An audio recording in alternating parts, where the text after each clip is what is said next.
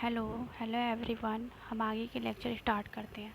तो चलिए, जब हम भूमध्य रेखा से उत्तर ध्रुव की ओर जाते हैं तो जी का यानी गुरुत्वाकर्षण का त्वरण क्या होता है, उसका मान बढ़ता है। कक्षा में अंतरिक्ष यान में भारीहीनता की अनुभूति का क्या कारण है? तो कक्षा में त्वरण बाहरी गुरुत्वाकर्षण के कारण त्वरण के बराबर होता है। भिन्न भिन्न द्रव्यमान के दो पदार्थों को एक भवन के शिखर से एक साथ गिराने पर दोनों किस प्रकार जमीन पर पहुंचेगा? तो दोनों पदार्थ एक ही साथ पहुंचेगा पृथ्वी पर। ठीक है। एक कागज का टुकड़ा और एक क्रिकेट बॉल एक साथ एक ही ऊंचाई से गिराए गए हैं। किस परिस्थिति में दोनों एक साथ पृष्ठ पर पहुंचेंगे? यदि उन्हें निर्वात में गिराया जाए तो वो एक साथ पहुंचेंगे। एक रेसिंग कार चौड़े आधार और कम ऊंचाई के साथ बनाई जाती है। एक रेसिंग कार जो होती है वो चौड़े आधार और कम ऊंचाई के साथ बनाई जाती है ताकि उसका गुरुत्व केंद्र हो बहुत नीचे। किसने न्यूटन के पूर्व ही बता दिया था कि सभी वस्तुएं पृथ्वी की ओर गुरुत्वाकर्षित होती हैं? तो ब्रह्मगुप्त ने गुरुत्वाकर्षण का सिद्धांत दिया था। आइजैक न्यूटन ने अंतरिक्ष यात्री निर्वात में सीधे खड़े नहीं रह सकते क्योंकि गुरुत्व नहीं होता है। अंतरिक्ष यान जो चक्कर लगा रहा है से एक सेब छोड़ा जाता है तो वह अंतरिक्ष यान के साथ साथ उसी गति से गतिमान होगा।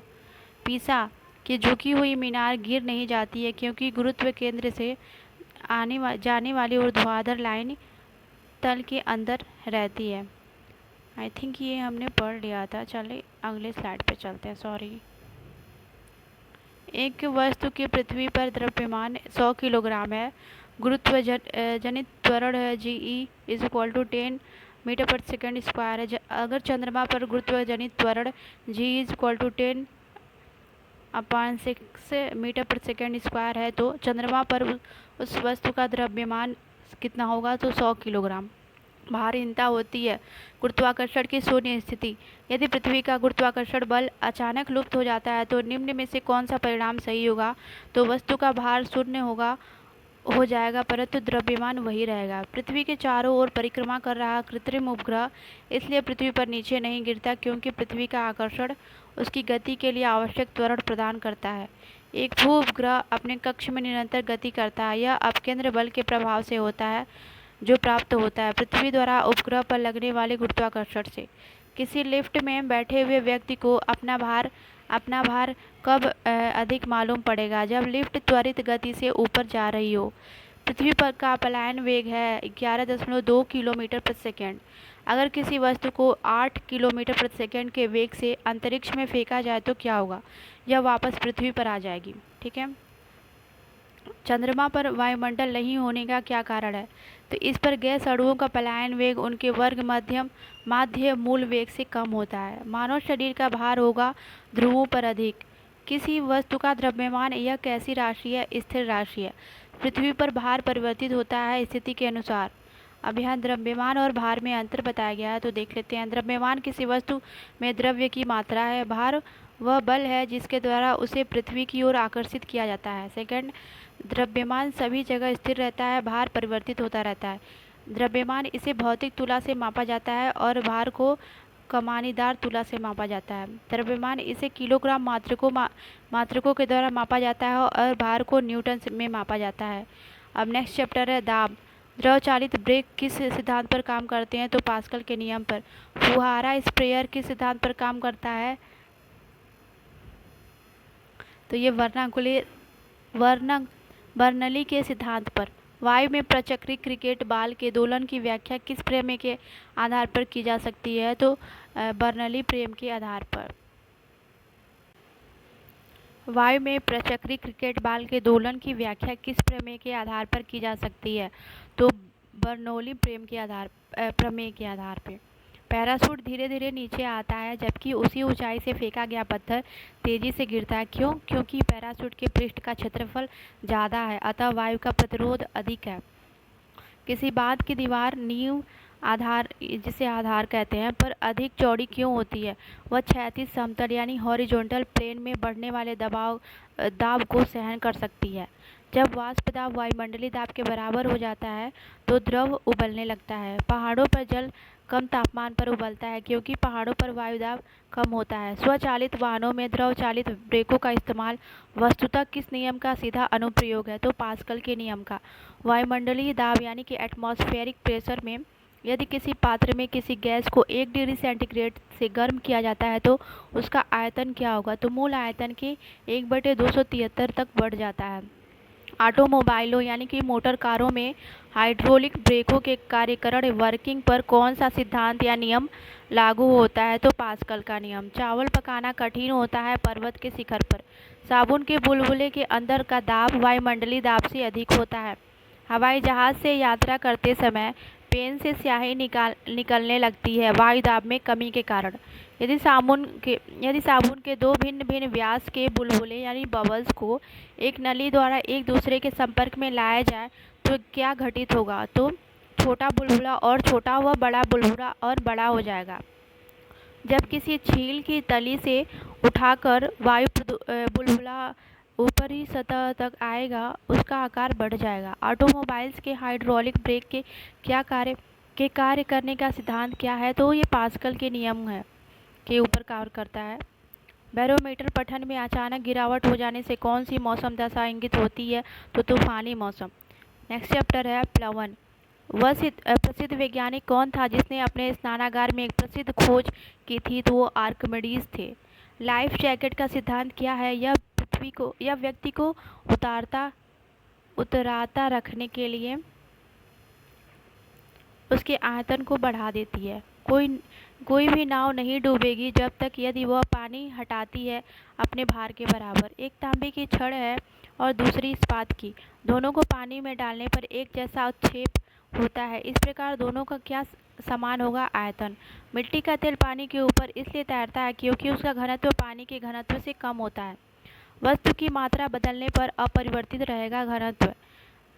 कड़े जाड़े में झील की सतह हिमशीतल हो जाती है किंतु उसके तल में जल द्रव अवस्था में बना रहता है। यह किस कारण से होता है? तो जल की सघनता 4 डिग्री सेंटीग्रेड पर अधिकतम होती है। शीतकाल में जब झील की ऊपरी सतह का पानी बर्फ में बदल जाता है फिर भी जलीय जंतु जीवित रहते हैं क्योंकि पानी का घनत्व 4 डिग्री सेंटीग्रेड पर सबसे अधिक होता है जिससे बर्फ की ऊपरी सतह के नीचे पानी रहता है। पानी का अपेक्षिक घनत्व सर्वाधिक निम्नलिखित ताप पर होता है तो 4 डिग्री सेंटीग्रेड पर। समुद्र में प्लवन करते हुए आइसबर्ग का कितना भाग समुद्र की सतह से ऊपर होता है? तो 1/9 भाग। पानी के 4 डिग्री सेंटीग्रेड पर शरीर तैरता है। यदि तापमान 100 डिग्री सेंटीग्रेड से हो जाए तो शरीर डूब जाएगा। समुद्र में नदी की अपेक्षा तैरना आसान होता है क्योंकि समुद्र की जल नमकीन होता है। जब कोई जहाज नदी से सागर में घुसता है वह कुछ ऊपर उठता है। एक सुई पानी में डूब जाती है जबकि लोहे से बना जहाज पानी पर तैरता रहता है। क्यों? सुई का अपेक्षिक घनत्व उसके द्वारा हटाए हुए पानी के अपेक्षिक घनत्व से अधिक होता है। जब कुएं से पानी की बाल्टी को ऊपर खींचते हैं तो हमें महसूस होता है कि बाल्टी पानी की सतह से ऊपर भारी हो गई है। बादलों के वायुमंडल में तैरने का कारण है उनका कम घनत्व। नेक्स्ट चैप्टर है पृष्ठ तनाव यानी कि सरफेस टेंशन। अपमार्जक यानी डिटर्जेंट पृष्ठ को किस सिद्धांत पर साफ करते हैं? तो ये पृष्ठ तनाव पर। तेल की बूंद पानी पर फैल जाती है क्योंकि तेल का पृष्ठ तनाव पानी में बहुत कम होता है।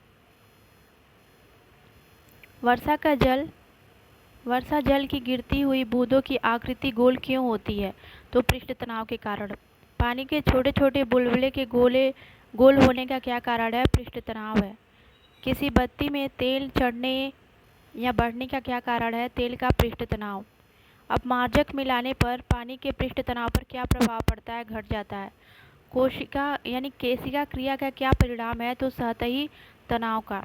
किसी तरल पदार्थ की बूंद को गोलाकार रूप ग्रहण करने का क्या कारण है? पृष्ठ तनाव। पृष्ठीय तनाव का परिणाम क्या होता है? केशिका क्रिया। बॉल पेन किस सिद्धांत पर काम करता है? तो पृष्ठीय तनाव पर। पानी की सतह पर हल्के से रखी गई एक लोहे की सुई उस पर क्यों तैरती रहती है? तो उसके पृष्ठीय तनाव के कारण। किसी द्रव के पृष्ठ तनाव यानी सरफेस टेंशन का क्या कारण है? अणुओं के मध्य संसंजक बल। एक विशेष प्रकार का कुआं जिसमें जल स्तंभ के दबाव के कारण पानी स्वतः एक छेद से भूपृष्ठ पर उठ आता है उसे क्या कहते हैं? तो कोशिका जल कहते हैं। केसिका जल, केसिका जल। लैंप की बत्ती में तेल ऊपर किस क्रिया द्वारा चढ़ता है? तो केसिकत्व के द्वारा। फाउंटेन पेन किस सिद्धांत पर काम करता है? केसिका क्रिया के द्वारा। पानी से निकालने पर शेविंग ब्रश के बाल आपस में चिपक जाते हैं, इसका कारण है पृष्ठ तनाव। भूमि का जल मूल रोमों तक किस दबाव से पहुंचता है? तो केसिका दबाव से।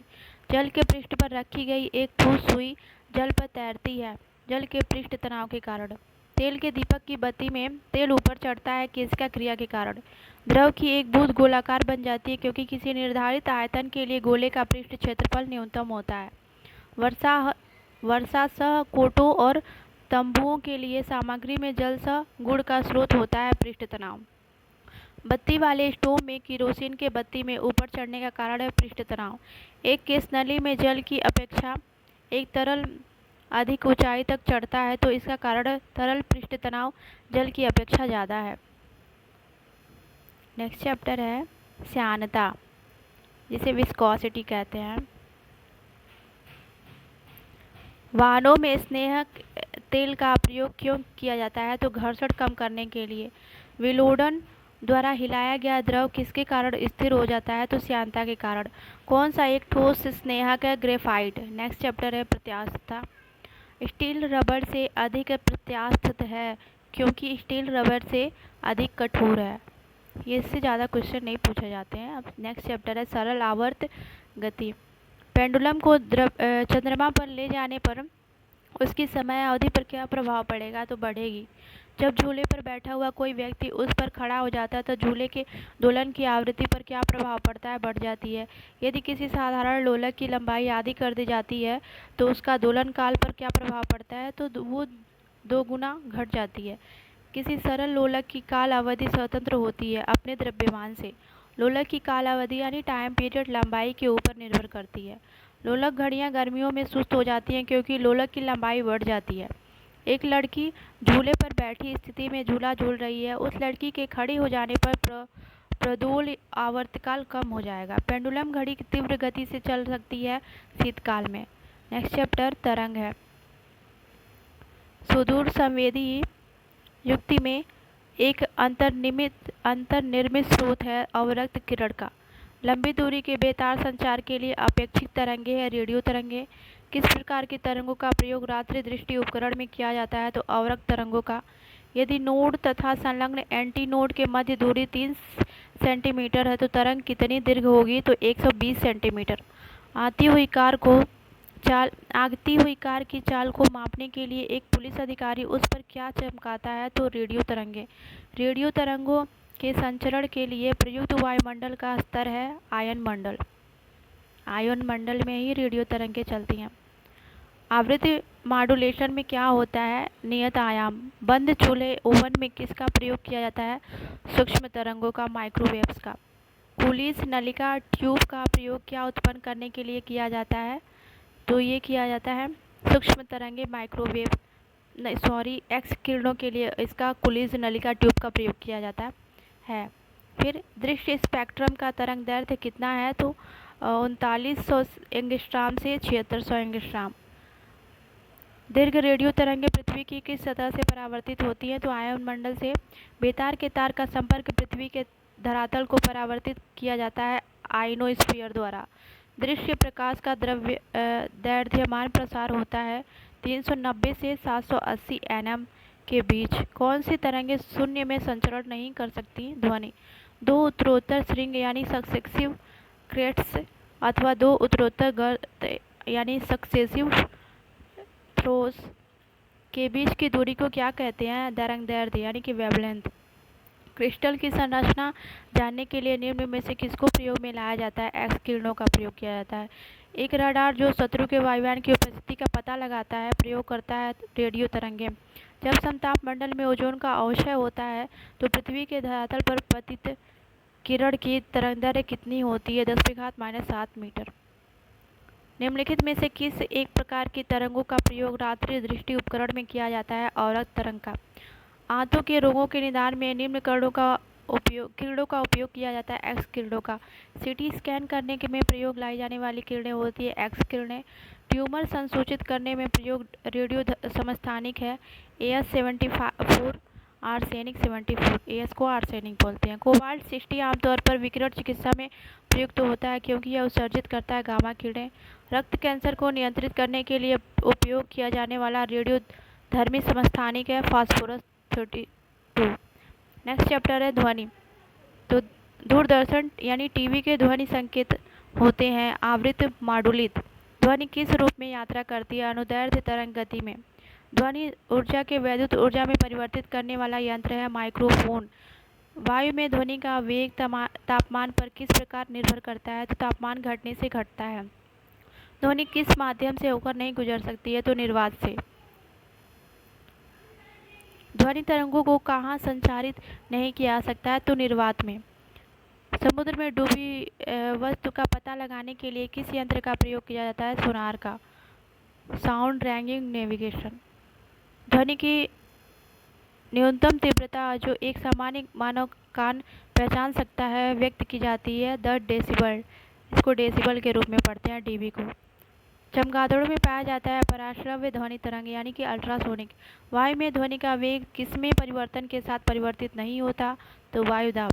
शोर को किसमें मापा जाता है? डेसिबल में। डेसिबल इकाई का प्रयोग किसके लिए किया जाता है? ध्वनि की तीव्रता के लिए। निमज्जित वस्तुओं का पता लगाने के लिए किस उपकरण का प्रयोग किया जाता है? सोनार का। समुद्र की गहराई किस यंत्र के द्वारा मालूम की जाती है? सोनार के द्वारा। डॉक्टरों द्वारा प्रयोग किया जाने वाला स्टेथोस्कोप किस सिद्धांत पर कार्य करता है? ध्वनि परावर्तन पर। चमगादड़ जिस सिद्धांत पर संचालन करते हैं उसमें किसका गुणधर्म यानी तत्व होता है? तो ध्वनि का। स्कॉस्टिक्स में किसका अध्ययन किया जाता है? ध्वनि का।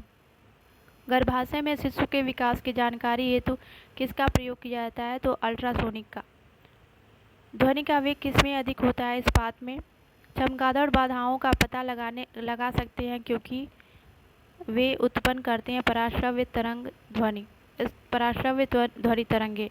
पराश्रव्य तरंगों की आवृत्ति लगभग कितनी होती है? 20,000 हर्ट्ज से अधिक होती है। ध्वनि तरंग का सबसे अधिकतम वेग किसमें होता है? ठोस में।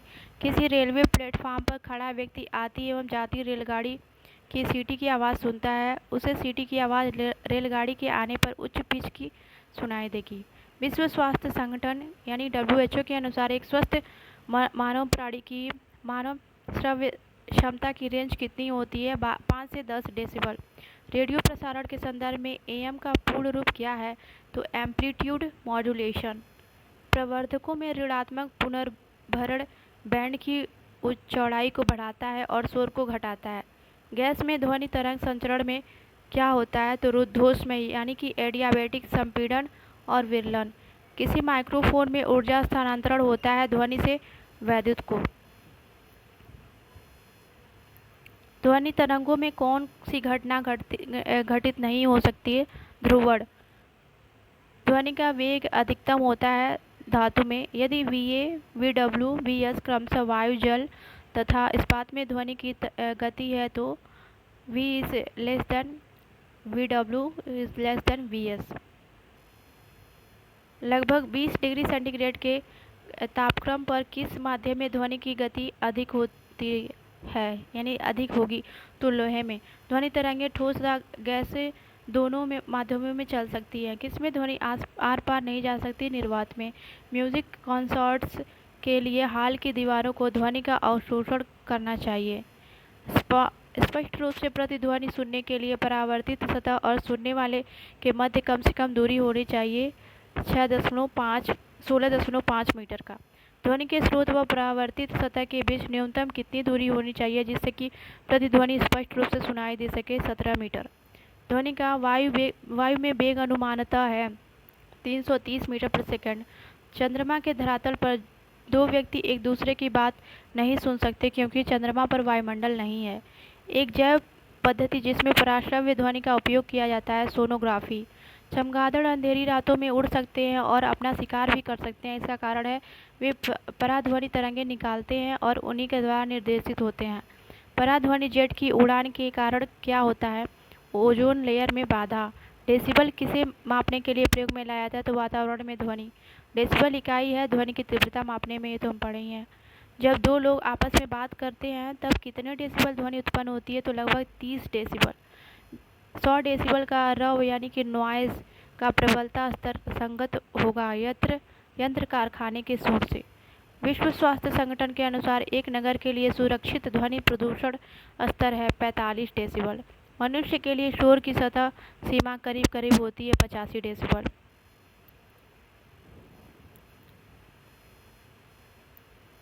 किस स्तर डेसिबल से अधिक की ध्वनि हानिकारक ध्वनि प्रदूषक कहलाती है? तो 80 डेसिबल। मनुष्य के लिए मानक ध्वनि स्तर है 60 डेसिबल। एक मजदूर रेल की पटरी पर कार्य कर रहा था। एक लड़का कुछ दूरी पर अपने कान पटरियों पर रखकर जब मजदूर द्वारा की जाने वाली हथौड़े की आवाज़ को सुनता है तो उसे 2 बार आवाज़ें सुनाई देती हैं। इसका कारण क्या है? तो ध्वनि का वेग इस्पात में बहुत वायु की अपेक्षा अधिक है। जब सितार और बांसुरी पर एक ही स्वर बजाया जाए तो उनसे उत्पन्न ध्वनि का भेद निम्नलिखित में अंतर के कारण किया जाता है। केवल ध्वनि गूढ़ता यानी क्वालिटी के कारण। प्रकाश ध्वनि सूक्ष्म और रेडियो तरंगों में से किसकी तरंग लंबाई सबसे अधिक होती है? तो रेडियो तरंगों की। एक टीवी सेट को चलाने के लिए किस एक का टीवी रिमोट नियंत्रण इकाई द्वारा प्रयोग किया जाता है? तो रेडियो तरंगों का। टेलीविज़न के दूरस्थ नियंत्रण के लिए किस प्रकार के विद्युत चुम्बकीय विकिरण का उपयोग किया जाता है? अवरक्त। जब टीवी का स्विच ऑन किया जाता है तो श्रव्य और दृश्य दोनों एक साथ जुड़ शुरू होते हैं। दूरदर्शन प्रसारण में चित्र संदेशों का संचरण होता है आयाम मॉडुलन द्वारा। टेलीविज़न प्रसारणों में श्रव्य संकेतों को प्रेषित करने के लिए प्रयुक्त तकनीक है आवृत्ति आरोपण। ध्वनि के प्रतिदर्श हैं और इनके 3 कैटेगरी है। क्षेत्र की श्रेणी, दिनों में तीव्रता, रातों में तीव्रता। औद्योगिक क्षेत्र में दिन में 75 डेसिबल, रातों में 70। वाणिज्यिक क्षेत्र में दिनों में 65, रात में 55। आवासीय क्षेत्र में दिन में 55, रात में 45। शांतिपूर्ण क्षेत्र में दिन में 50 और रात में 40। ध्वनि की तीव्रता स्रोत और इसकी तीव्रता डेसिबल में। फुसफुसाहट यानी इसके क्या होगी? तो इसकी डेसिबल 15 से 20 होगी। लाउड स्पीकर 17 से 80 होगी। 70 से 80 होगी। साधारण बातचीत में 40 से 60 होगी। गुस्से में बातचीत में 70 से 80। ट्रक मोटरसाइकिल की 90 से 95। प्रेस में 100 से 105। आर्केस्ट्रा में 100 से 110। सायरन में 190 से 200। रॉकेट में 160 से 170। नेक्स्ट चैप्टर है ऊष्मा। इसको हम बाद में स्टार्ट करेंगे। आज के लिए बस इतना ही। Thank you everyone. Thank you.